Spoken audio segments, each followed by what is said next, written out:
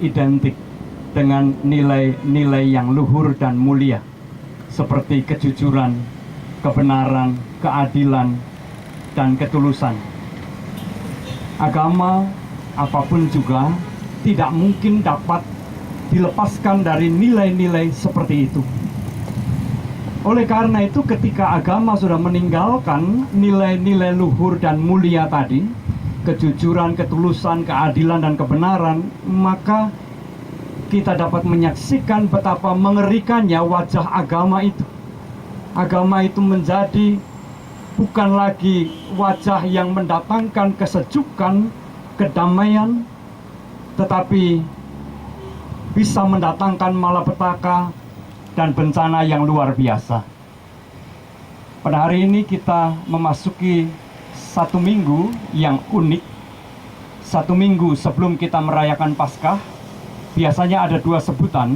Ada yang menyebut Minggu Palmarum, oleh karena itu kita membawa daun-daun palem, mengingatkan ketika orang menyambut Yesus ketika memasuki kota Yerusalem. Tapi juga sekaligus ada yang menyebut Minggu Kesengsaraan Tuhan. Karena dalam kalender gerejawi beberapa hari mendatang kita akan memperingati, menghayati penderitaan, puncak dari penderitaan Tuhan Yesus, dan yang kemudian disusul dengan kematiannya.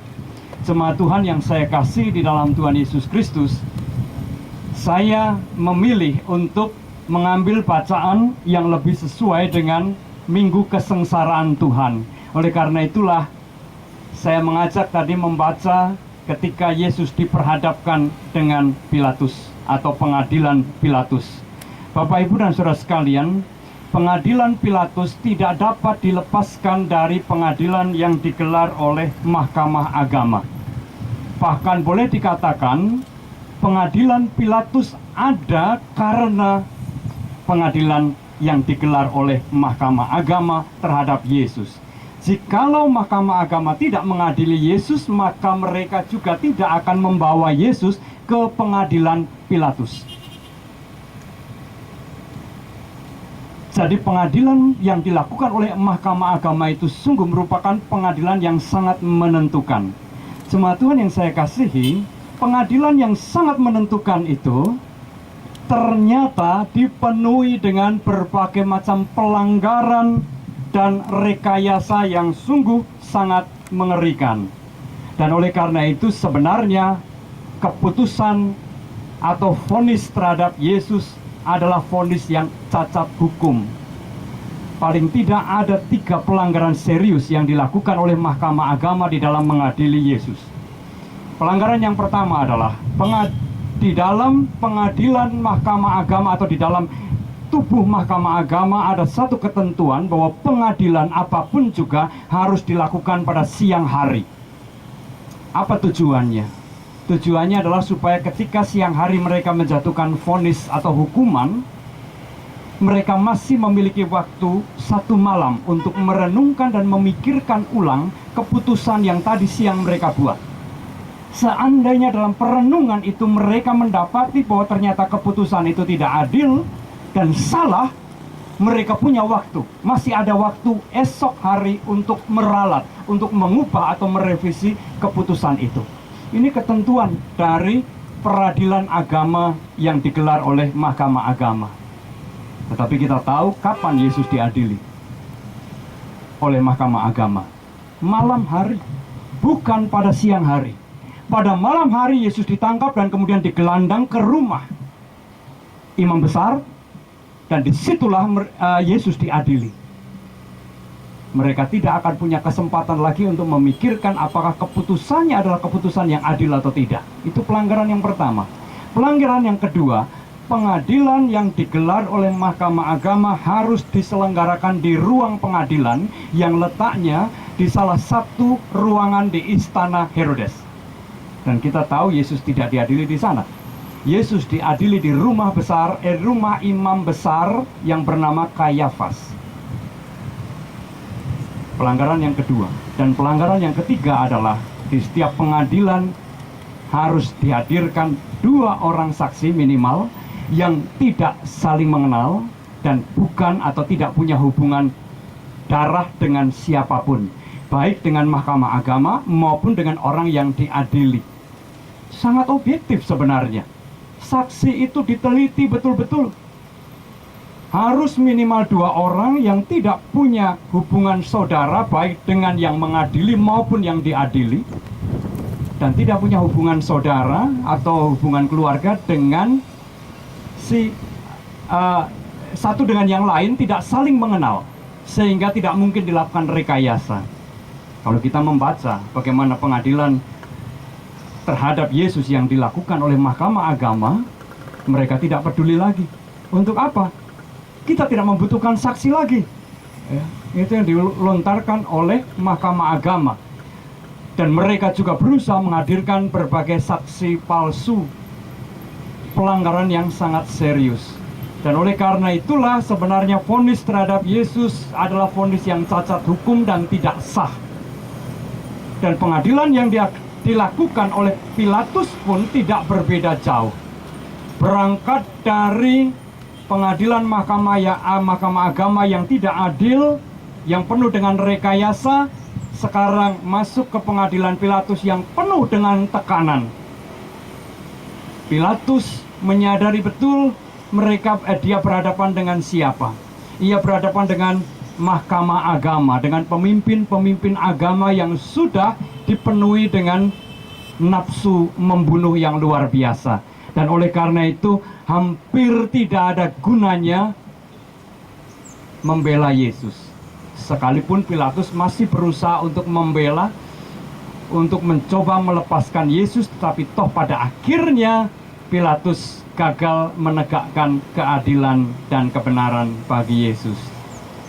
Terjadi persekongkolan yang sangat jahat antara mahkamah agama, para pemimpin agama dengan massa yang dihasut, dan Pilatus yang tidak ingin kehilangan kedudukan dan jabatannya.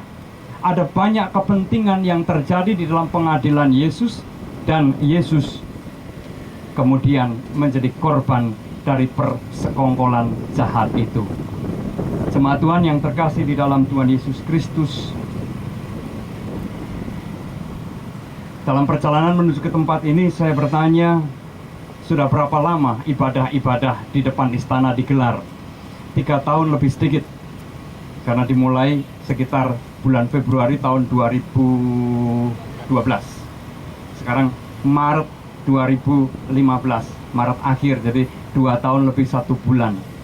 Perjuangan yang lahir oleh karena ketertindasan. Saya tentu tidak akan banyak berbicara mengenai ini karena Bapak Ibu dan Saudara sekalian pasti jauh lebih tahu daripada saya.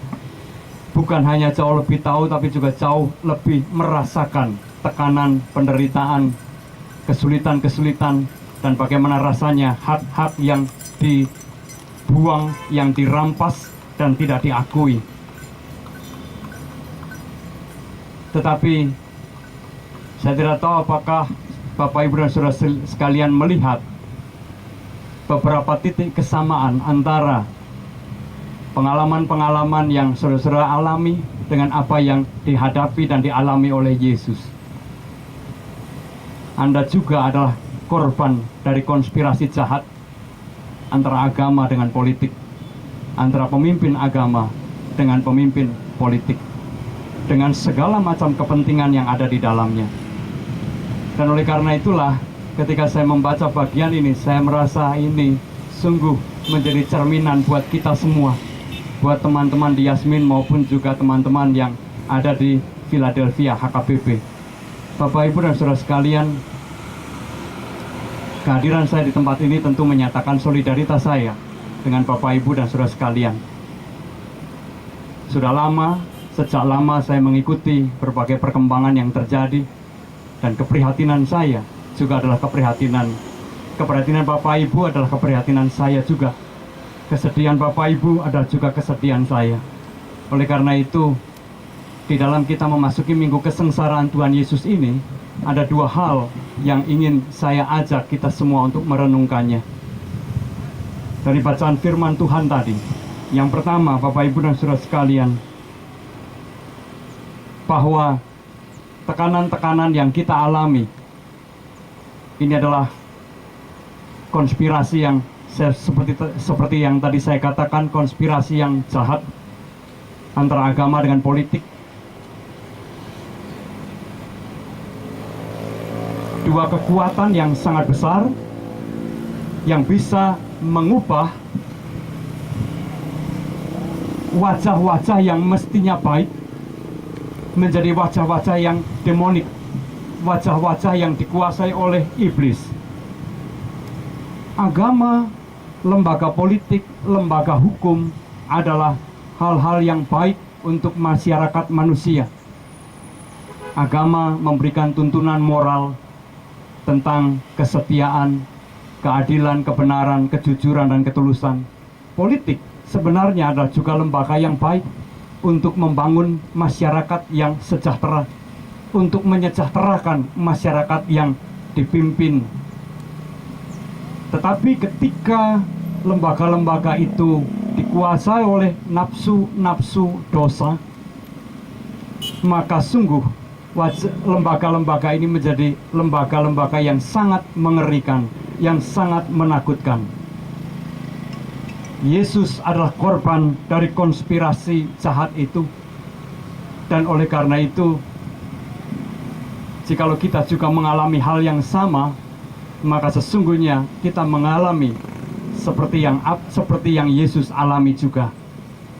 Ia mengalami penderitaan dan tekanan, kita juga mengalami hal yang sama.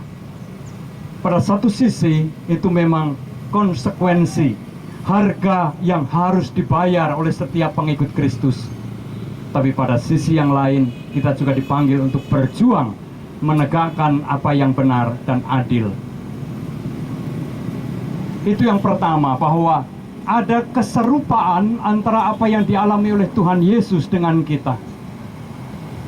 Dan kiranya itu juga memberikan penghiburan bahwa penderitaan kita bukanlah penderitaan yang sia-sia, tetapi penderitaan oleh karena iman dan keyakinan kita. Itu yang pertama. Yang kedua, Bapak, Ibu, dan Saudara sekalian, akhir dari penderitaan Yesus bukanlah kematian, tetapi kebangkitan. Ini menumbuhkan pengharapan tersendiri di dalam diri kita, bahwa penderitaan dan tekanan yang kita alami, kita memiliki pengharapan suatu saat akan berakhir. Dan bukan berakhir di dalam kekalahan. Karena sebagai orang beriman kita meyakini bahwa kebenaran pasti akan menang. Kebenaran akan mengalahkan kejahatan. Dan oleh karena itulah kita terus berjuang di dalam pengharapan bahwa Yesus yang ditolak, Yesus yang dinistakan tidak berakhir dengan kematian, tetapi kebangkitan. Kita juga percaya bahwa segala penderitaan kita akan berakhir dengan kemenangan di dalam Tuhan. Kemenangan bukan karena kita melawan dengan kekerasan, tetapi kemenangan oleh karena kita melawan dengan iman, kasih, dan pengharapan.